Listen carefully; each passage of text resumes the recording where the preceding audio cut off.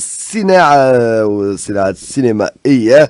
لجنة السياحة والثقافة بمجلس نواب الشعب تنظر في مقترح قانون خاص ويهم الصناعة السينمائية.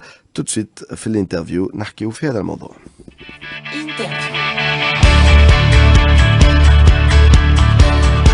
انترفيو. حضر معنا المنتج محمد علي بن حمرة، ومن الأشخاص اللي خدموا على مقترح هذا القانون. تحية لكل مستمعينا واللي شاهدوا فينا أيضا. رمضانكم مبروك وإن شاء الله سنين دايمة. رمضانك مبروك سي محمد علي. السلام عليك، كل عام وانت حي بخير.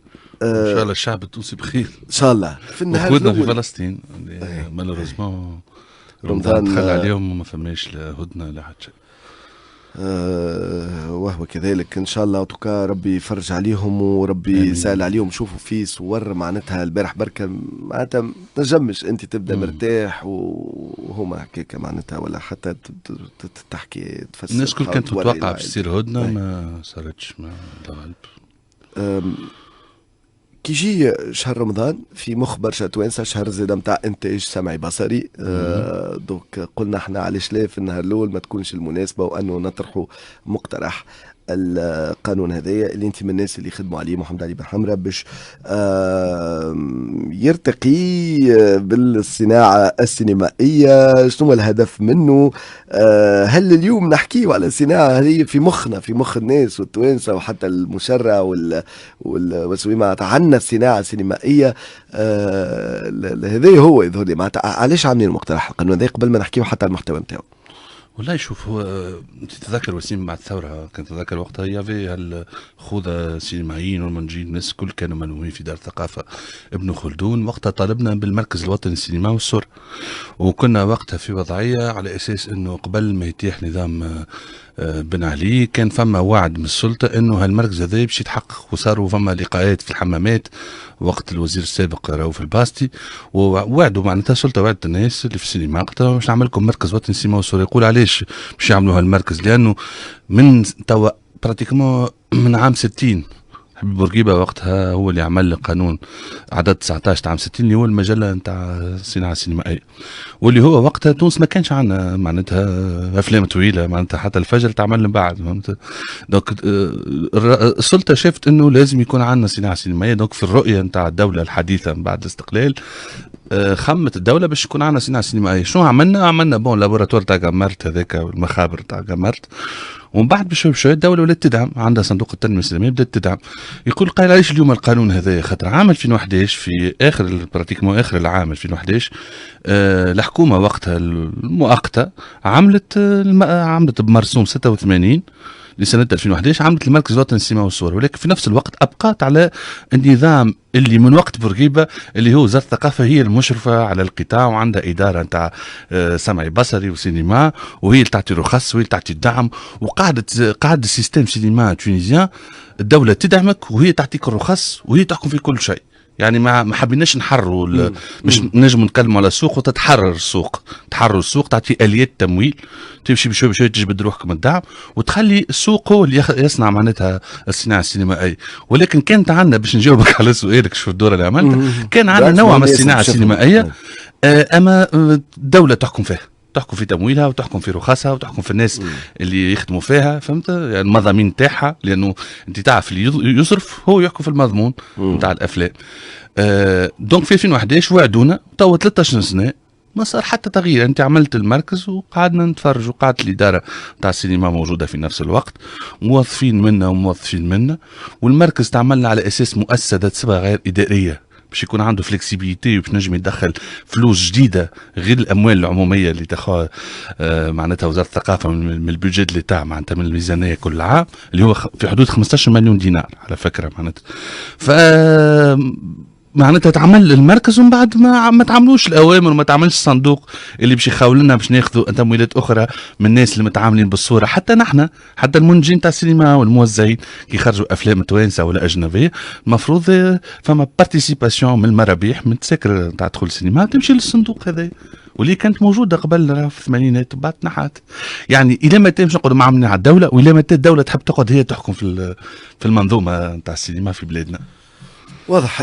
هذه باش حطينا الامور في اطار. اليوم جاء في هذا الاطار جاء مقترح القانون اللي خدمتوا عليه برشا اشخاص. شكون معناتها اغلبكم منتجين مخرجين ممثلين معناتها شكون اللي خدموا عليه؟ يعني هو راه فما مراحل في الحكايه نتاع تو انت خاطر قدامك النص واللي هو مشى للبرلمان وتبنت له كتله الاحرار اللي هما معناتها عاونونا برشا، خاطر احنا تكلمنا مع برشا نواب عجبهم المشروع، ولكن كتله الاحرار هي اللي تبنته ودافعت عليه الفكرة انه النص كتبوه 4 من الناس، سي عبد اللطيف مؤمن، سي هشام بن عمار، سمية جلاسي، والعبد لله. اما بيان سور فما برشا ناس هما حذروا كيفاش نقول لك معناتها شنو المشاكل اللي عندنا في النصوص القانونيه. سمعتوا برشا من زملائكم هو براتيكمون كل كما ما نقولكش باش ما نقولش كل عام تكون وين يجي وزير وزاره الثقافه، راه جاو قريب تاع 10 وزراء من الثوره لتو، يعني كل ما يجي وزير كان يعمل لجنه نتاع اصلاح. فهمتني؟ انا بدي عملت لجنه مع الوزير اللجنه تاع الاصلاح في العاده ما تكتبش هي النصوص القانونيه، تعطي دي ريكومونداسيون توصيات للسيد الوزير ولا السيده الوزيره، هاو شنو القطاع طالب. دونك اون في دي كونسلتاسيون، نعملوا ايام استشاريه. هذا مثلا تعمل سويت فما يوم استشاري انا بدي معناتها سعيد باش نظمته كمنسق على برشا شركات نتاع انتاج ومخرجين في 25 نوفمبر 2022 مع الوزير الثقافه الحالي. عملنا يوم دراسي وجيت هي في اخر اليوم، وكان فما توصيات على كيفاش نخلقوا سوق. كانت مشكلتي انا كمنتج، انا ما عادش شاب برشا تو كانت مشكلتي كمنتج كيفاش نخليو الدوله بشوي شوي تخرج شويه من عمليه الدعم هذايا اللي حتى الناس معناتها حتى في الشارع يقولوا انتم ما تاخذوا في الدعم. ما يعرفش الدعم قديش كل في كل معناتها، وما يعرفش الدعم وحده ما يكفيش. انا منظومه الدعم الحاليه ما تساعدنيش. ادعمني في قاعات السينما، نخلق سوق محلي، وفما حاجات اخرين دي بريفيليج دي زاكسي. معناتها القانون هذا يعطي امكانيه انه ساعه يكون عندنا معناتها عدد معتبر من القاعات السينما في شويه وقت. شو انا كي تقول ادعمني في قاعات السينما؟ اي ادعمني في قاعات السينما، خاطر الدعم الموجه لقاعات السينما شويه. والدعم ماهوش ما يجي بطريقه صحيحه لقاعات السينما. انا قلت 15 مليون دينار باش من ونتكلم في المطلق انا معناتها حسب الشيفر الاخرانيين 15 مليون دينار كي تجي تقسمهم تلقى 5 مليون دينار ماشيين دعم للانتاج، عمليه الانتاج فقط، ومن بعد ممكنش تلقى 1 مليون دينار ولا ممكن اقل ماشيين معناتها للقاعات. يشيلك ماكينة الدي سي بي، يعاونك ساعات باش تعمل الكراسي تجددهم، اما ما يعاونكش باش ترمم قاعات ولا تفتح قاعات جديده اللي كانت مثلا مسكره ولا اللي خرجت كانت تحت الساتبيك مثلا واعطوها المجالس بلديه وقت فلس الساتبيك اللي شركه نتاع المونوبول دو ليتا ليبوك في ليزاني 80. معناتها القاعات اللي تراو فيهم في الساحل ولا في صفاقس ولا في الجنوب اللي هما تابعين البلديات، والبلديات تلقاها كاريتها صالة افراح ولا مسكرتها ما رمتهاش، هذوك احنا نحبوا مستثمرين ياخذوا كريدي من البنكه وشويه دعم من الصندوق اللي نحبوا نعملوه، وكل كريدي من البنكه لازم فما شكون يضمن فيه. شكون يضمن فيه يا وسيم؟ ما لازم الدوله تعمل صناديق نتاع دعم. فما تو صندوق حالي اسمه الفجيج اللي هو من 2003 تونس صحت اتفاقيه مع الفرنكوفوني، منظمه الفرنكوفوني، اسمه فون دو غارونتي دي اندستري كولتوريل فرانكوفون. انا واحد من الناس خديت منه 3 مرات في الافلام الطويله اللي عملت، ولكن هذا في البلافون تاعو شويه 180 مليون، طلعوا ل 400 مليون 400 الف دينار، من 180 الف ل 400 الف. هذا لا يكفي. بلافون تاع كريدي هو شنو البرانسيب؟ يعطيك 70% ضمان كي يمشي للبنك، ولكن هاني قلت لك هذا لا يكفي وحده. دونك لازم صندوق جديد يكون عنده اكثر امكانيات، ويعمل هو اتفاقيه مع منظومه البنوك ويدخل الاسبري نتاع فكره الاستثمار في القاعات السينما، لانه الصناعه السينمائيه الحاجه الباهيه تخلق مواطن شغل، تعمل تنميه محليه في الجهات. انت تحب تخدم تو على سبي ايكونوميك، خاطر احنا في ميسيون نوع ما دونك خاطر هذاك الدور السينما والثقافه الناس كل تعرفوا، الناس كل تتكلم عليه في التلفزيون وفي الاخبار والسياسيين، اما في الرسمي ايكونوميكمون فما دور اقتصادي، فما دور اقتصادي كبير. يعني ما حكيتلكش على الافلام الاجنبيه اللي الناس الكل تحكي فيها، وزاره السياحه، وزاره الثقافه، وزاره الاقتصاد، برنامج الاصلاحات الكبرى نتاع الحكومه، ديما يجبد لك الموضوع هذا. تو نحكي لك على قاعه سينما. قاعه سينما كي تبدا انت عندك 150 قاعه سينما كيما وقت الاستقلال، تونس استقلت كان عندنا 160 صاله سينما. 160 صاله سينما. عنده الحق الحبيب بورقيبه الله يرحمه كي قال نعمل قانون الصناعه السينمائيه ليبوك، وحب يعمل صندوق التنميه السينمائيه اللي توا ناخذ منه في الدعم. علاش؟ لانه كان يرى انه فما بوتنسيال كبير نتاع باش تكون عندنا اندستري في تونس. مالوريزمون تدهورت السياسه العموميه نتاع الدوله في السينما من الستينات لتو حتى وصلنا الوضعيه هذه. كي جاء المشرع في 2011 وقال نعمل المركز، المركز شنو باش يصلح؟ باش يقعد يفرق في الدعم هزوز صدور اللي نفرقوا فيهم هذوما ياخذوا فيهم من عند الدوله. هو واحد اليوم ينجم واحد كيفي انا ولا مخرج ولا يجي يتكلم مع الدوله يقول اعطيني فلوس، الدوله ما عندهاش فلوس اليوم. يعني عندها اولويات اخرى، عندها المدارس لازم تصلحهم، عندها الناس البطاله اللي فوق ال 45 سنه ومازالوا ما خدموش. دونك انا ما نمشي نجي نطلب من الدوله توا تزيد تعطيني فلوس باش تعاون الثقافه، داكورد الثقافه مهم، لكن انا ما نقولكش اعطيني فلوس، اعطيني الاليات باش نجيب فلوس. وشو من الاليات؟ انه ما يجيش نقعدوا معاملين على الدوله. صندوق التنميه السينمائيه اللي تعمل عام 60 بالقانون هذا عدد 19 نتاع عام 60 ما عادش ممكن نتواصلوا به. الناس الكل اللي عندهم مركز نتاع وطني نتاع سينما وصوره في المغرب، في الجزائر هاو توا، في البلدان الاوروبيه، اللي هذا ياخذ بورسنتاج من لي زوبيراتور، معناتها من الشيفر دافير نتاع لي زوبيراتور تليفونيك ولي فورنيسور دانترنت، بورسنتاج صغير زاد مش حاجه كبيره، وياخذوا شويه فلوس من عند المنتجين كي يخرجوا افلامهم، فما تاكس على تذاكر صالة السينما، وهذا يعاون في باش المنظومه تقعد شاده روحها. والفليسات اللي يدخلوا لك الصندوق هذوكم يكون عندهم وحده نتاع تخطيط، تقول لك مثلا في 3 سنين الجايين نحبوا نعملوا 15 صاله سينما جديده يكونوا موزعين على مناطق مختلفه من الجمهوريه. ما هو هذا هو زاد مش تعمل صناعه سينمائيه متركزه كان في العاصمه وشويه في الساحل، فهمتني؟ ولا متركز على ملتيبلكس. ويرحم والديهم هم الفرنسيين جاوا حلوا عنا لي ملتيبلكس، اما لي ملتيبلكس وحدهم ما يكفيوش. وزيد فما مشكله اخرى، انت كان تحكي مع اي سينمائي ولا منتج يقول لك سي بيان نلقى وين نخرج افلامي مثلا في صفاقس، ما كانش عندهم كيفاش يخرجوا افلامنا كي حلوا في صفاقس ولا يعطيهم الصحه. ولكن هل فما كوتا دو بروغراماسيون بور لي فيلم تونيزيان؟ ما فماش.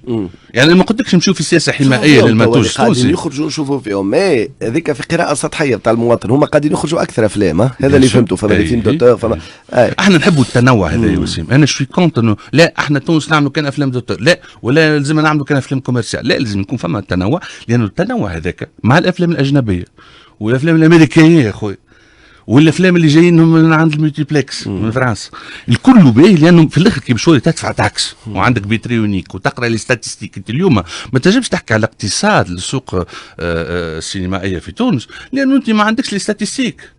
احنا ناخذوا الاستاتستيك نتاعنا معناتها في الياناس، نحكي لك لي شيفر الاخرانيين يقول لك والله عندنا يا قريب معناتها من 10 باش ما نقولش الشيفر هكا في 4 ملايين ونص مواطنين دخلوا عام 18 لصالات السينما.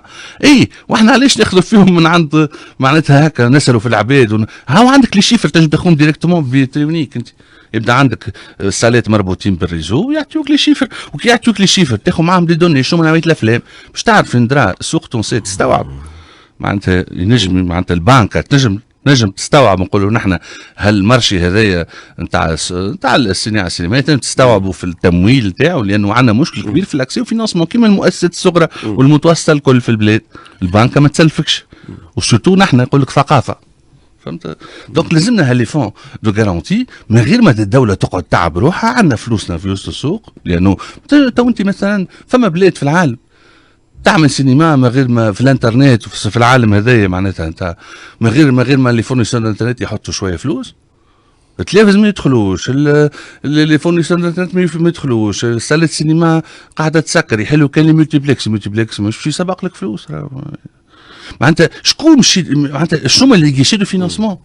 دوك انا نحب نقعد نعطي فلوس دعم ونخلي المواطنين اللي يعملوا افلام على حسب المضامين اللي نجموا يجيبوا تمويلات اجنبيه من برا على حسب المضامين اللي يعجبوا البر. والا نحب نسعى انه نخلق مضمون معناتها افلام عندها بعد تونسي، معناتها عندها ديمونسيون تونيزيان. ما هوني شو تقترحوا محمد طيب محمد على موضوع التمويل؟ انا قلت لك فما حلول واضحه، مثلا انه اولا ساعه بالله جوست خاطر يسالوا فينا على سي فغي احنا دخلنا انا وياك سي فغي خاطرنا طلعت عليه خلينا نقرا اون فراك بعض المقترحات نتاعكم في نذكر وهذا مقترح قانون ولكن سير في مجلس نواب الشعب والنظر فيه. ايوه باش يتناقش قريبا في لجنه الثقافه. هذا هو. دونك تقولوا تنميه الانتاج السينمائي التونسي، تطوير منظومه التكوين في المهن السينمائيه واسناد البطاقات المهنيه. تقولوا تركيز منظومه التذكره الموحده لقاعات السينما وشباك اسناد رخص توزيع الافلام التونسيه الموردة كنت تحكي عليه. تقولوا تركيز الشباك الموحد لرخص التصوير ومنظومه لجنه الفيلم في الجهات لتسهيل وترويج واستقطاب تصوير الافلام والاعمال السمعيه والبصريه الاجنبيه في تونس. وضع استراتيجيه متكامله لتنميه المهرجانات والتظاهرات السينمائيه ومسانده العمل الجمعياتي السينمائي. وضع برنامج متكامل للتعاون الدولي وترويج السينما التونسيه في المهرجانات والتظاهرات الدوليه. كل مره فما دي ديتاي. وضع برنامج لاسناد ومرافقه تنميه انشطه المكتبه السينمائيه المكلفه بالمحافظه على التراث والارشيف السينمائي وتثمينه دونك سينماتيك. التخطيط وحوكمه التصرف في موارد صندوق التشجيع الاستثمار في القطاع السينمائي ووضع خطه وطنيه للنهوض بمنظومه قاعات السينما. تركيز منظومه السجل الوطني للسينما والصوره ومنظومه الابداع القانوني. الاداء ديبو ليغال. شفت بون لابسوس خاطر نحكيو على الابداع في الاخر دونك اليوم احنا لابسوس خلينا نكتب هذا داير كانت اخر فكره. هل هذوما المهام سامحني هذوما المهام الرئيسيه معناتها المركز نحبوا المركز هو موجود اليوم المركز مش قاعد يعمل في هذا الثمانيه هذوما حاجات هذوما يتحكى مع اي مواطن يفهم شويه في السينما يقول لك راه عندنا مشكل في التساكر لانه هذا بالنسبه للباب الثاني معناتها انا ما حبيتش ندخل تفاصيل في الباب الثاني المهم نتاع المركز الوطني قلت يتعلق بالمركز الوطني للسينما والصوره هو في 4 ابواب وسيم في الباب الاولاني الاهداف الرئيسيه من الاصلاح هذا اللي نحبوا نعملوه خاطر ذا قانون هيكلي للاصلاح نتاع المنظومه السينمائيه خاطر يحكي على مرسوم نتاع 86 كيفاش نبدلوا فيه ويحكي على القانون عدد 19 نتاع عام 60 كيفاش يبدلوا فيه ومن بعد عندك المركز شنو وشنو مهمته وكذا والثمانيه هذوما مهام اللي كنا نحكيو عليهم الرئيسيه ومن بعد باش تلقى الصندوق تاع التشجيع على الاستثمار في المجال السينمائي اللي هو باش يعوض التنميه السينمائيه. تشجيع المساهمه في الترميم وتجهيز واعاده تاهيل قاعات السينما، تشجيع الاستثمار والمساهمه في احداث استوديوهات الى اخره. وحطيته منين تتكون المداخيل. هنا قلت ضريبه خاصه مستوجبه على رقم المعاملات متاتيه من نشاط شركات مشغلي شبكات الاتصالات ومزودي خدمات الانترنت الى اخره. الفكره اللي كنت تقول فيها. قلت ضريبه ديوانيه خاصه مستوجبه على توريد المحامل الرقميه وجميع انواع الاقراص الصلبه ومفاتيح الذاكره والهواتف الجوال الذكيه الى اخره. خاطر انت بالنسبه ليك اون فان كونت هذوما كلهم دي زوتي باش تستهلك بهم دو كونتوني اللي تنتجوا فيه نتوما اونتر اوتر مش كنتوما الصوره الكل معناتها اي واحد يتعامل بالصوره معناتها كيما قلت لي دونك بلاتفورم ندخل باش تفرج عليها في فيلم جي كونسومي دو الانترنت هذاك علاش دونك هذه هي اللوجيك حسب ما فهمت معناتها هم من غير برودوي نتاع ليماج ما نجموش يبيعوا لي برودوي انترنت نتاعهم كونتوني صناعه المحتوى بصفه عامه. ضريبة خاصة مستوجبة على المداخيل المتأتية عن عائدات الإشهار التلفزي ويتم ضبط قيمتها ونسبتها ومجالات التطبيق إلى آخره. ضريبة خاصة مستوجبة على بيع تذاكر دخول قاعات السينما. المنح المصدرة من طرف الدولة والمساهمات والمنح المتأتية مؤسسات مالية وبنكية عمومية وخاصة تونسية وأجنبية وكل ضرائب أخرى يتم توظيفها في إطار قوانين المالية. نعم ما فما اوتونومي فينانسيير. الناس كلكم اقترحتوا باش تاخذوا شوية على الناس الكل. هو مش احنا اقترحنا هو كي تعمل المرسوم أنا عندي شرح الأسباب وقت مشى السي فؤاد المبزر ربي يذكره بالخير وقت صح المرسوم كان يعرف شرح الاسباب انه كي تعمل المركز لازم تعمل معاه هالمداخيل هذوما لانه مش معقول تعمل مركز وانت عندك اداره سينما وش تقعد تاخذ منحه التسيير من عند وزاره الثقافه ما لوش تعمل فيه المركز ابناء مؤسسه صبغه غير اداريه صحيح كيفاش معناتها باش تصرف محدد حمراء خاطروني ما يتحددش معناتها صحيح ثم حاجه مهمه نسينا مش نقولها انه هل السيرفيس هذوما اللي كنا نحكي 8 حاجات اللي كنت تحكي عليهم الرخص ولا لي كارت بروفيسيونيل هذاك الكل فما فلوس باش تدخل ريجستر بيبليك السجل نتاع السينما مش كنت تحكي اليوم توني كنت تحكي قبيك شويه دونك هذوكم جاوا يدخلوا فلوس معناتها هذوكم كي توبتيميزي الخدمات شو اللي يدخلوا لك فلوس مداخيل خاصه للمركز معناتها انت ما تقدرش تقدم خدمات خايبه كيما اليوم نحكي على رخص تصوير تقعد بالشهر تستنى في رخصه الدرون كي تقدمها لي الخدمه في 48 ساعه بلاتفورم وعندك باك اوفيس والكل تطلب فلوس ولا باش تصرفها باش تعملهم دونك باش تدخل زاد فلوس للدوله ولا للصندوق للمركز المركز تبع الدوله هو باش ينظم لك المنظومه هذه. محمد علي بن حمراء عملتوش استيماسيون هذا الكل لو كان يتم قداش يدخل جوستومون لا بنقولوا ضريبه على والله شوف هو نعطيك لحد حاجه ما فماش دي بورسنتاج في القانون جوستومون هو خاطر معناتها ماتير ليجيسلاتيف معناتها اي ماتير ليجيسلاتيف كي تجي تعمل قانون ما تنجمش تحط برشا تفاصيل اما كي يبدا فما دوكري وباش تعمل وزاره الماليه بعد ما يتوافق على القانون هذا ويصادق عليه وقت باش يتم تحديد لي بورسنتاج على اساس اللي فما عندكم بيان سور تنجم تدخل نعطيك انا نعطيك معناتها كي يسالني حد انا مثلا وزاره الاقتصاد نجم نقولوا من باش نطلعوا من 15 مليون دينار الحاجه بين تنجم تكون بين 50 مليون دينار و102 مليون دينار فرق شاسع وكبير معناتها قداش انت باش تحط دي بورسنتاج خاطر انت مثلا اللي فورنيسور الانترنت هذوما نذكروا يلتحقوا بنا الان شنو ال 15 وال100 اللي تحب تخلطها هو اليوم ميزانيه الاستثمار في قطاع السينما من عند الدوله التونسيه في البيجي دو ليتا 15 مليون دينار هذا حسب لي شيفر اللي عندي الاخرانيين الو مش تطلع انت بالميزانيه هذه اللي هي دعم ومهرجانات وصالات وكل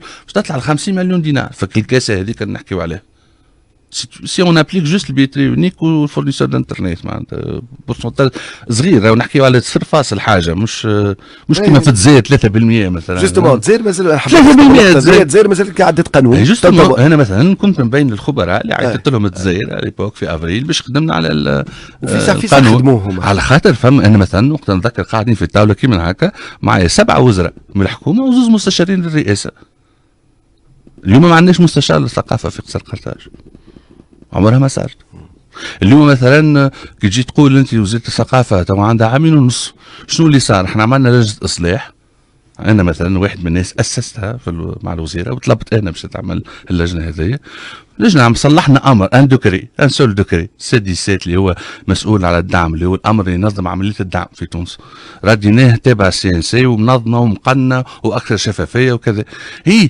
الامر هذا ما تعديش علاش لانه انت عندك قبل ما يجيها السي ان سي هذا عندك القانون تاع عام 60 اللي كنت نحكي لك عليه راهي حاجه تضحك كي توصل لمصالح التشريع والقانون في رئاسه الحكومه النص نتاع الامر المنقح يقف يتبلوك يقول لك انا في القانون تاع عام 60 تاع الصناعه السينمائيه ما عنديش حاجه اسمها مركز وطني للسينما والصوره كيفاش تحب تعمل امر تنقح امر اللي هو اصله السند القانوني تاع وجوده هو الصندوق تاع التنميه السينمائيه في القانون على 19 عام 60 وانت مش موجود فيه السي ان سي مش موجود فيه دونك 13 سنه نحن نستناو في الاوامر اللي باش تنقح اللي خرجت من عام 94 ومن عام 84 ومن عام 2001 ما تنقحوش تعمل المركز الاوامر ما تنقحوش قعدوا معناتها السي ان سي قاعد مش موجود بالنسبه للنصوص القانونيه المنظمه للقطاع الكارت بروفيسيونيل معناتها تو العنوان من عام 67 كيفاش النص المنظم لبطاقات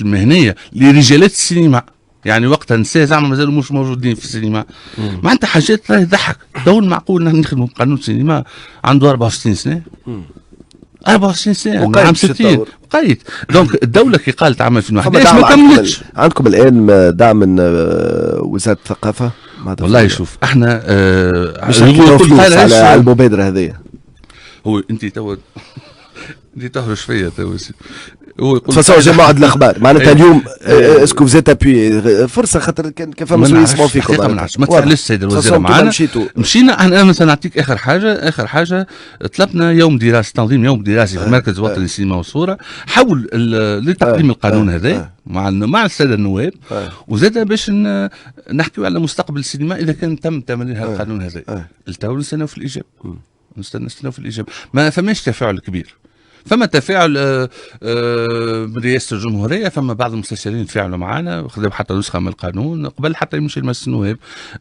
فما بعض الوزراء اللي تفاعلوا معنا من الحكومه مش وزاره الثقافه ولكن وزاره الثقافه بل ما مازال ما فما حتى شيء جيسبر كو وزاره الثقافه توا فرصه معناتها هذه للاصلاح احنا مستعدين معناتها باش نعاونوها اذا كانت تحب تعمل يوم دراسي خاطر احنا لازم نفسروا لزملائنا الكل والناس اللي داخله في المنظومه هذه تاع اصلاح قطاع السينما شنو يسجي دو كوا فهمت دور ما نعرفش كان هي عنده مده القانون توا خرجنا للاعلام قعدنا نستناو جيسبر كو الوزاره معناتها تدخل معنا في العمليه هذه لانه في مصلحتها لانه في مصلحتها هي بطبيعتها باش تكون حاضر الوزراء في اللجنه باش يعطيو باز باش يعيطوا لهم باش يقول لهم اعطيونا رايكم في القانون، ولكن الفائده مش في يعطينا رايك في القانون لا يتعدى القانون. ما تنجمش تعدي قانون كما هذا اذا كان الوزاره مش معاك راه شكون باش يطبقوا هذا من بعد اي دونك الوجه اللي كان السؤال ولا دونك احنا طلبنا، انا قلت طلبنا من رئاسه الجمهوريه انه في جواب رسمي 4 ديسمبر اعطينا نسخه من القانون وقلنا نطلب التفاعل الايجابي من الحكومه الكل زاد مش فاسبيرون يكون فما تفاعل ايجابي وكا واضح. اوتوكا ملفات ملمه بهم هي وزير الثقافه الحاليه اكيد. لا احنا قلت لك حبينا نعمل اصلاح جميع دونك نتصور هي ما نعرفش شنو رايها. تحيه ليك انت ان شاء الله ان شاء الله تمشي معنا في الموضوع. شكرا ليك، يعطيك الصحه محمد علي بن حمراء. واي شخص يسمع فينا واي شخص في البلاد هذه اللي يعطي شويه من وقته ومن خبرته باش يرتقي باقتصاد البلاد وباش نجموا نقدموا مع بعضنا. برافو، يعطيكم الصحه. انتم 4 اشخاص ولكن وراكم برشا زملاء معناتها حاولتوا تخلطوا للمشروع القانوني هذا للتوسعي في مجلس نواب الشعب. يعطيكم الصحه. شكرا لك محمد علي بن حمراء. بالتوفيق ليك وربي معك. نعرف حياه المنتج معناتها ماهيش حياه سهله بالكل معناتها. فما انتاج جديد قاعد تصرف شويه؟ والله عندي فيلم جديد ليس بكار اسمه ميزيريا. ليس بكار. تحيه ليه. ما تونس تاخذ شويه وقت. لا باش نصوروه بيانتو ان شاء الله في الخريف ان شاء الله. ان شاء الله بالتوفيق. يعيشك المنتجين الكل والسينمائيين الكل في تونس. تو سويت خليكم مع هاجر في الاخبار وما في الرياضه وراجعين في برنامجكم اكسبريسو.